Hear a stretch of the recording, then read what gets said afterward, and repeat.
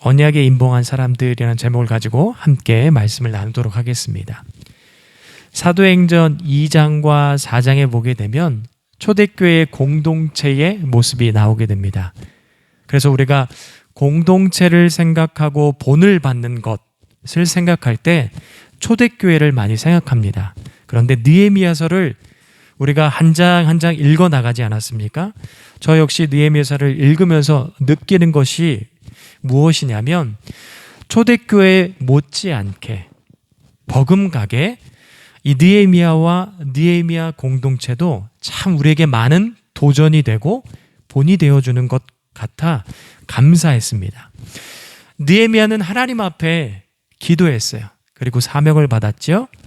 예루살렘으로 돌아와서 그 사명을 감당하는데 그 사명을 감당할 때 혼자 할 수가 없어요. 왜? 성벽을 중수하는 일이기 때문에 혼자 감당할 수 없습니다. 그래서 하나님께서는 느헤미야가 외롭지 않게 공동체를 허락합니다. 바로 이스라엘 느헤미야 공동체를 허락하는 것이죠. 그리고 느헤미야와 그 공동체가 힘들지만 어렵지만 여러 난관이 있었지만 52일 만에 그 모든 난관들을 이기고 성벽을 중수합니다. 참 어려운 일이 많았지만 함께 기도함으로 그 일들을 모두 이뤄 나갑니다. 그리고 52일 만에 중수한 것으로 끝나는 것이 아니라 자신들을 말씀 앞에 세워요. 마치 하드웨어적인 것들을 다 마무리하고 나서 그 안에 내용을 채워나가기 시작하는 것처럼 이스라엘 백성들도 말씀으로 그 안을 채워나가기 시작하는 거예요. 말씀을 통해 지난날의 과거를 되돌아봅니다. 그리고 앞으로의 미래를 준비해 나가기 시작하는 거죠. 함께 말씀을 읽었습니다. 그리고 절기가 회복되는데 그 절기는 여호수아 이후 그 어떠한 절기와 비교해 봐도 정말 기쁨이 넘치는 충만한 절기가 되었습니다. 그리고 각 가정마다 자발적으로 금식하고 그리고 또한 자복하며 기도하는 모습들이 가정에서 일어나기 시작합니다. 그리고 그 위대하신 하나님을 찬양하죠. 또한 오늘 10장의 말씀을 통해서는 이제는 내가 앞으로 하나님의 말씀대로 살겠습니다. 다짐을 하며 서약을 하는 것이 나오는 것이에요. 1절부터 8절은요. 느헤미야를 비롯해서 제사장 21명의 제사장의 이름이 나옵니다. 나중에 집에 가서 한번 일일이 다 세보세요. 그렇게 하나님 앞에 제사장들 느헤미야 함께 서약을 합니다. 그리고 9절부터 13절까지는 17명의 레위 사람들이 나오게 됩니다. 그리고 14절부터 27절은 44명의 백성의 우두머리, 즉 지도자들이 서약을 합니다. 그리고 28절에는 그 사람들을 위에서는 어떻게 보면 한 네 가지 부류의 사람들이 나왔는데 28절에는 더 나눠주는 거예요. 더 세분화시킵니다.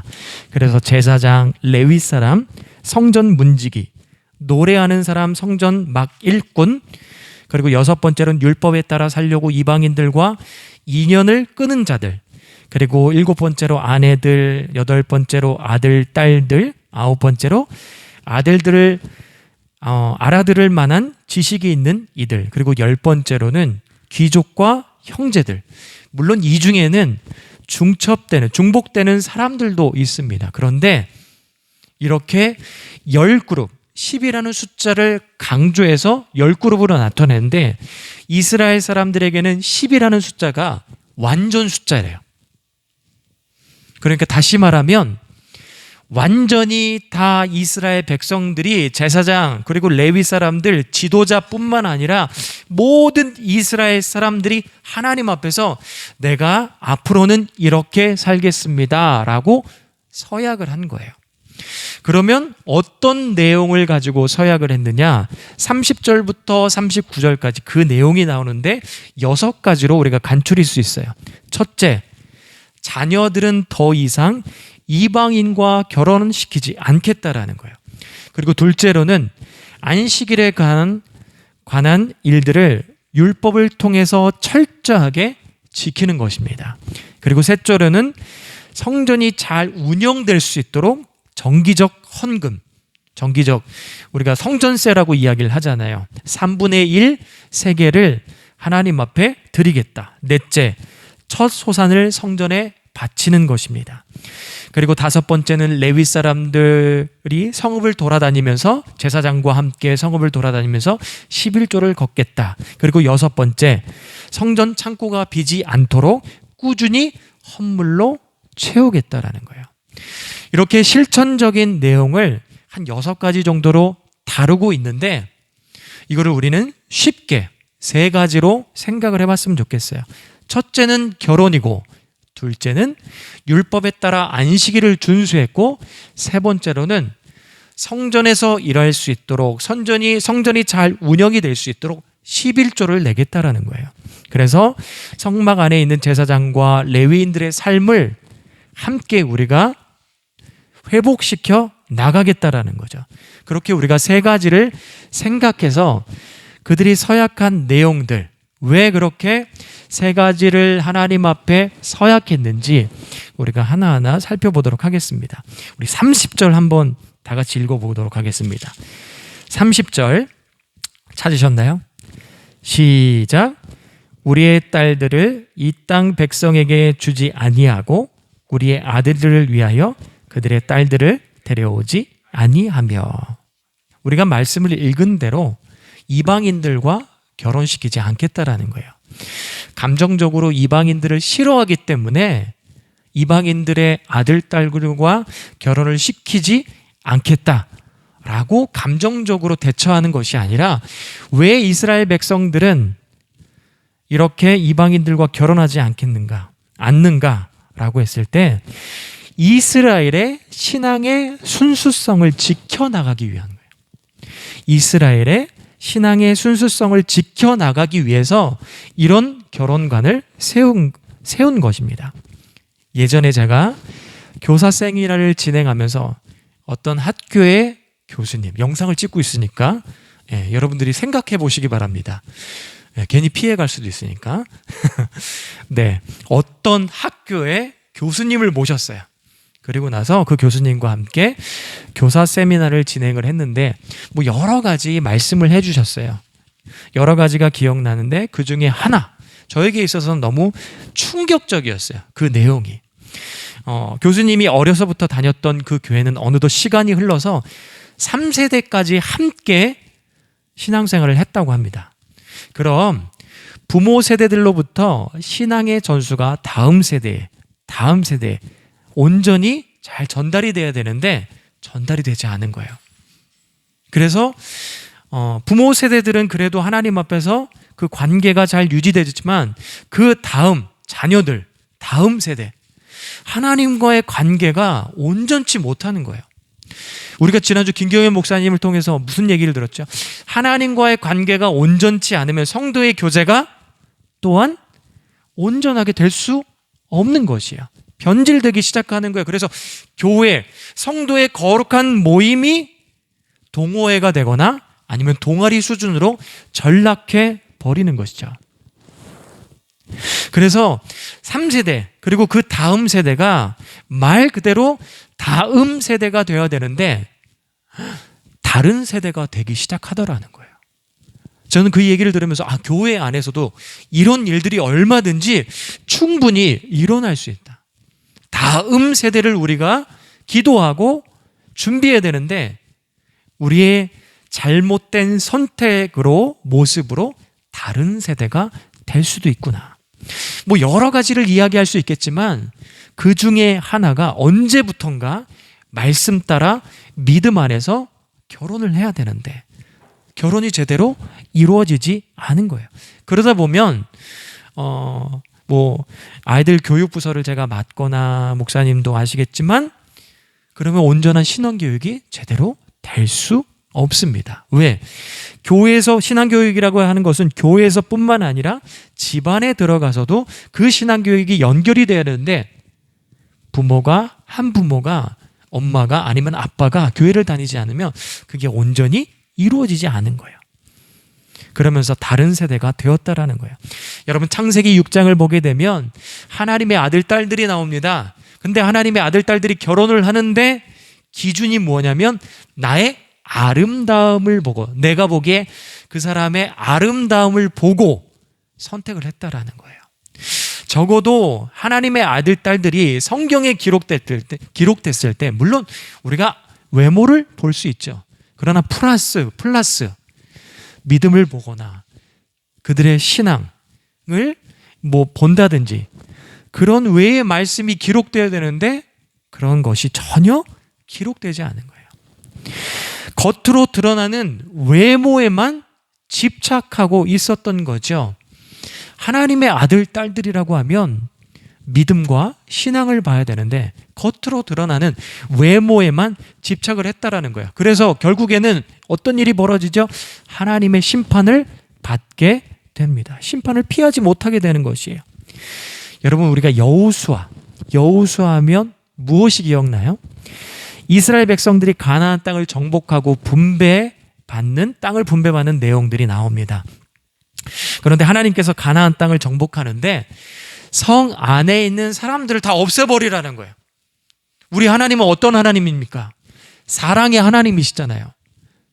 근데 이 하나님의 속성이 말씀을 읽어 내려가는데 충돌이 되기 시작하는 거예요. 우리 하나님은 사랑의 하나님인데 왜 가나안 족속들을 다 없애버리라고 말씀을 하시는 건가?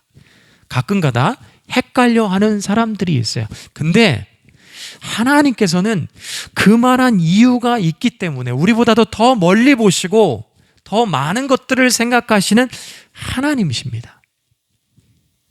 근데 거기다 사랑의 하나님만 가지고 와서 왜 하나님은 저 많은 사람들을 죽일 수밖에 없었는가? 그렇게 충돌되며 생각을 하게 됩니다. 그런데 메시지 성경 머리말에 보게 되면 이 부분에 대해서 아주 쉽게 표현을 해주고 있어요. 그 내용입니다. 이 책에서는 하나도 살려두어서는 안 된다라는 말이 후렴구처럼, 여호수아의 후렴구처럼 반복해서 등장한다. 흔히 우리는 지금 우리 시대의 시각에 입각해 어찌 이렇게 잔혹할 수가 라고 말한다. 그러나 우리가 주전 13세기로 돌아가자라는 거야. 돌아가 본다면 아마 다른 시각을 갖게 될 것이다. 당시 가나안 문화는 아이의 희생제나 사원 매춘으로 얼룩져 있었다. 신들을 움직여 득을 볼 요량으로 사회에서 가장 죄 없고 힘없는 이들, 어린아이와 처녀들을 잔인무도하게 희생시키는 야만적 관행들이 횡행하는 많이 있었다라는 거예요. 사악한 뱀, 우리 같은 곳이 바로 가나안이랐다는 거예요. 그렇기 때문에 하나님께서는 이방 사람들을 하나도 남겨두지 말라는 거예요. 근데 이스라엘 백성들이 그 말씀에 순종했나요? 순종하지 않았어요. 남겨두었어요. 남겨두고 그들을 종으로 삼거나 심지어 이방 사람들과 결혼하는 일들이 버젓이 가나안 땅에서 일어나게 됩니다. 그래서 그들이 어떻게 되죠? 신앙의 순수성을 잃어가고 결국에는 그들의 발목을 잡게 된 것이죠. 하나님은 다 뜻이 있고 이유가 있기 때문에 그랬던 것인데 이스라엘 백성들은 하나님의 말씀에 순종하지 않았어요. 그리고 결국 신앙의 순수성을 다 잃어가게 된 것이죠. 여러분, 열왕기상에 보게 되면 우리가 잘 아는 솔로몬이 나오게 됩니다. 하나님이 주신 지혜와 마음으로 초창기에는 백성들을 잘 다스렸어요.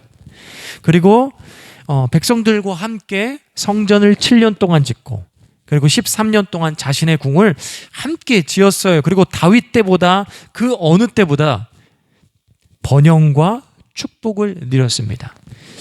그랬던 솔로몬이 노년에 들어가서는 내리막길로 가게 되고 결국 나라가 둘로 나뉘는 결정적인 역할을 하게 되는데 그 일이 무엇입니까? 바로 정략결혼인 거예요.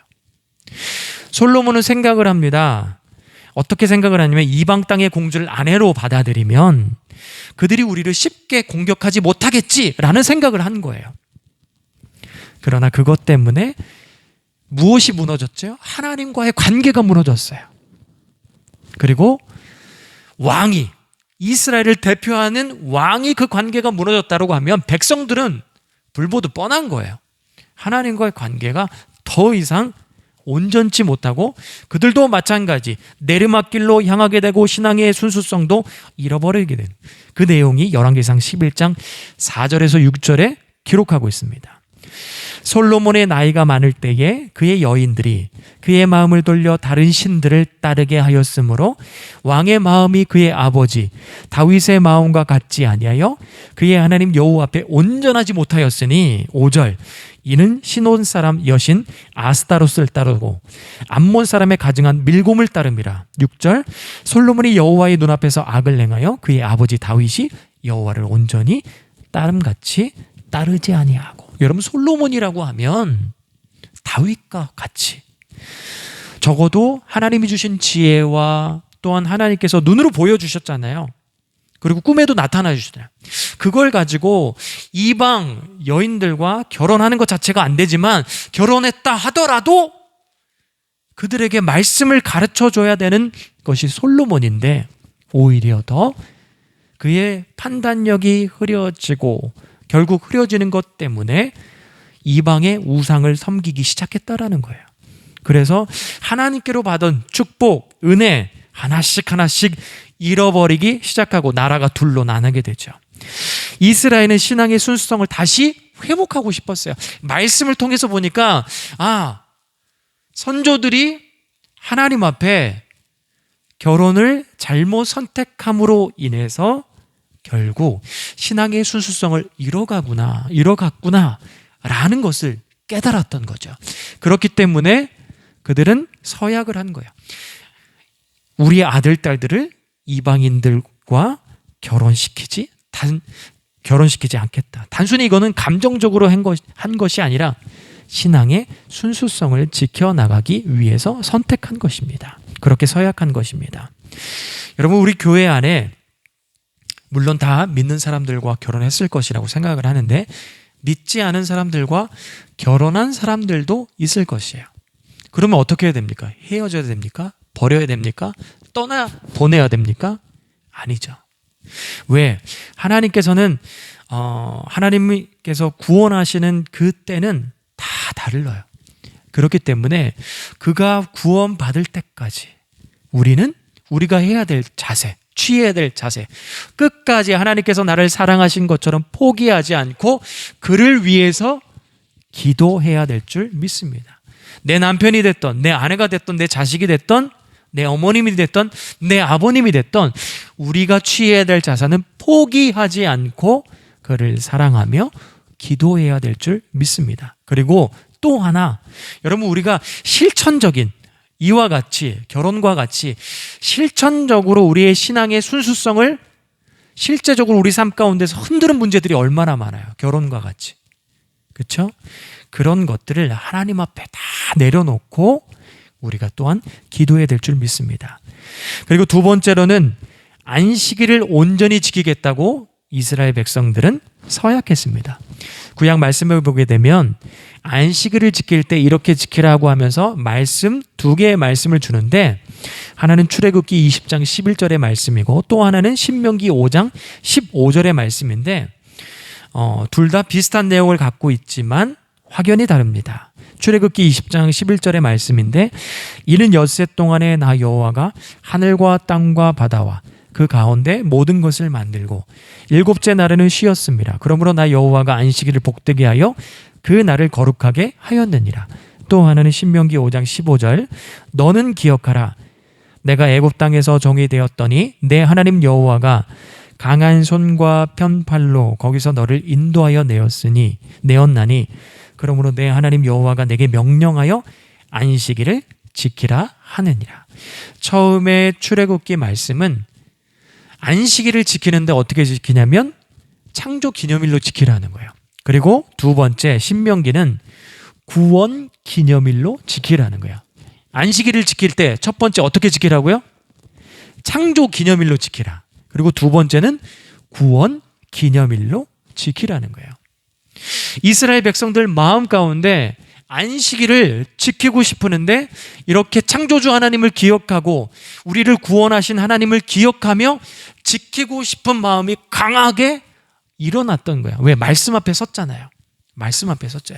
그러면서 이스라엘 백성들은 느헤미야와 함께 지금까지 걸어온 길들을 돌아봤어요. 결정적인 순간 하나님께서 간섭하시고 섭리하시고 우리의 마음을 새롭게 창조하심으로 이 모든 일들이 이루어진 것이구나라는 것을 강력하게 깨달았다라는 거예요. 느헤미야 마음 가운데 기도하는 마음을 주지 않았더라면, 아닥사스다 왕 앞에 섰을 때 그 왕의 마음을 하나님께서 잡지 않았다면, 그리고 성벽을 중수하는데 외적인 문제, 내적인 문제 있지 않았습니까? 사람을 세워야 되는 일도 있었고, 이런 일들 앞에 헌신하고자 그리고 계속해서 그 일들을 가고자 하는 마음을 누가 주었는가? 우리가 철들어서 8장에서 보게 되면 이스라엘 백성들이 말씀 앞에 서잖아요. 자발적으로 그들이 섰지만, 자발적으로 쓰는데 우리의 의지를 누가 우리에게 의지를 주었는가? 창조주 하나님이 의지를 주었구나 라는 것을 알게 되었던 거예요. 그래서 안식일을 지키려고 했던 것입니다. 그리고 선조들의 모습, 구약의 말씀들을 들여다보니까 이스라엘 백성들은 그 말씀을 묵상하면 느끼는 것이 뭐예요? 오늘날 우리가 이 말씀을 보면서 느끼는 것이 뭐예요? 우리는 정말 이스라엘 백성들이나 우리나 별반 다를 게 없다. 정말 죽을 수밖에 없는 사람들임에도 불구하고 하나님께서 하나님의 그 사랑과 공의로, 언약으로 우리를 살려주시는 것이구나 라는 것을 깨달을 수밖에 없어요. 어떻게든 틈만 나면 하나님 앞에 범죄합니다. 우상을 숭배합니다. 그리고 하나님이 보내주신 선지자들까지도 어떻게 하죠? 그 말을 무시하거나 아니면 죽여버렸던 것이 바로 이스라엘 백성들이에요. 그리고 하나님께서 매일같이 허락했던 기적과 은혜들을 망각해버리는 것이 이스라엘 백성들이었어요. 그러니 자신들을 생각했을 때, 그리고 선조들을 생각했을 때 우리는 죽을 수밖에 없구나. 그렇지만 하나님께서 우리를 죄 가운데 가만히 두시지 않고 구원해 주셨구나라는 것을 강력하게 알았습니다. 그리고 여러분, 안식일을 이스라엘 가운데 허락한 이유가 뭐예요? 안식일을 허락했다라는 것은 물론 창조기념일과 구원기념일로서 지키는 것뿐만 아니라 어떤 것도 있냐면 하나님의 형상을 회복하라는 거예요. 근데 우리가 하나님의 형상을 회복하는 것은 단순히 이 사람의 이미지만 생각해서는 안 됩니다. 하나님의 형상을 우리가 생각했을 때 여기까지 가야 되는 거예요. 뭐냐면 우리가 가지고 있는 것들을 하나님의 사랑으로 채우는 것이에요. 우리가 가지고 있는 것들을 하나님의 사랑으로 채우는데, 우리가 가지고 있는 게 뭐예요? 머리. 하나님의 말씀으로 채우는 것이에요. 예를 들어서 우리의 눈, 하나님의 시선, 하나님이 바라보는 것, 우리도 바라보는 것이에요. 귀, 마치 양이 목자의 음성을 듣는 것처럼 우리도 하나님의 음성을 들어가며 가는 거예요. 그리고 코는 뭐예요? 그리스도의 향기를 맡고 느끼는 것이죠. 입술은 뭐죠? 하나님의 위대하심을 찬양하고 말씀을 선포하는 것입니다. 손과 발은 하나님의 나라와 생명을 살리는 일에 우리가 적극적으로 참여하는 것입니다. 이것이 바로 하나님의 형상을 회복하는 것이에요.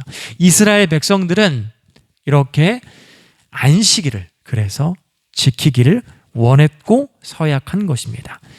그리고 마지막으로는 이스라엘은 하나님께 온전한 11조를 드리겠다고 서약을 했습니다. 여호수아 보게 되면 레위 지파를 제외하고 모든 지파들이 땅을 분배를 받아요. 근데 레위 지파는 땅을 분배를 받지 않습니다. 그들에게 허락된 것은 48개의 성읍이 허락된 거예요. 왜냐하면 레위 지파가 해야 될 일이 있어요. 어떤 일을 했냐면 각 성읍으로 돌아가서 말씀을 가르쳤어요. 그리고 제사를 직접 드리거나 아니면 드리는 일을 도왔던 역할을 했던 게 바로 레위 지파들이에요. 그래서 레위 지파들은 어떤 기업으로 땅을 기업으로 받지 못했으니까 그들을 다른 지파들이 먹여 살려야 되는 거예요. 그래서 아까 전에 우리가 얘기했죠. 뭐 11조를 걷는다라든지 아니면 성전세를 낸다라든지 첫 소산을 드리고 그다음에 성전의 창고를 헌물로 가득 채우는 것은 레위 지파들이 다른 생각하지 말고 너희에게 하나님께서 허락하신 이 사명을 감당하라. 집중하라. 왜? 그 일들을 집중했을 때 결국 누구에게 은혜가 돌아와요? 이스라엘 백성들에게 은혜가 돌아와요. 왜? 그들이 온전히 하나님 앞에 말씀을 잘 가르치고 제사 드리는 일을 열심히 도왔을 때 우리가 하나님과의, 내가, 이스라엘 백성들이, 다른 지파가 하나님과의 관계, 그 신앙의 순수성을 계속해서 가지고 갈 수 있었던 것이죠. 그리고 성막에서 드리는 제사는 무엇을 바라보고 무엇을 지향하고 있고 무엇을 예표하고 있어요? 그것은 곧 오실 메시아를 바라보고 있어요. 오실 메시아. 그래서 제사가 드려집니다. 활활 불이 타요. 그리고 연기가 나요. 향기가 나요. 그 제사를 드릴 때마다 그 불꽃을 보며 그 연기를 보며 그 냄새를 맡으면서 제사를 드릴 때마다 이스라엘 백성들은 가슴에 새기는 거예요. 무엇을? 곧 메시아가 이 땅에 오신다 라는 걸 새겼던 거예요. 여러분, 오늘날 우리가 헌금을 드리는 이유도, 헌금을 드려 교회를 세우는 이유도 마찬가지예요. 헌금을 드릴 때 뭐 11조가 됐던, 주정헌금이 됐던, 감사헌금이 됐던, 선교헌금이 됐던, 이 헌금을 드릴 때 우리가 제일 먼저 생각하고 떠올리는 것은 뭐냐면 우리가 우선순위가 하나님이라는 거예요. 이 물질을 통해서 내가 제일 먼저 하나님을 생각하겠다라는 거예요. 예전에 많은 사람들이 뭐 월급을 타거나 돈을 벌었을 때 부모님께 뭐 빨간 내복 선물을 한다든지 부모님을 기억하잖아요.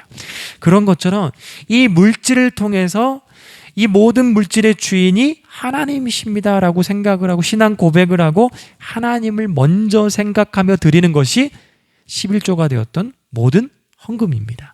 그리고 그 헌금을 통해서 우리는 함께 교회를 세우죠.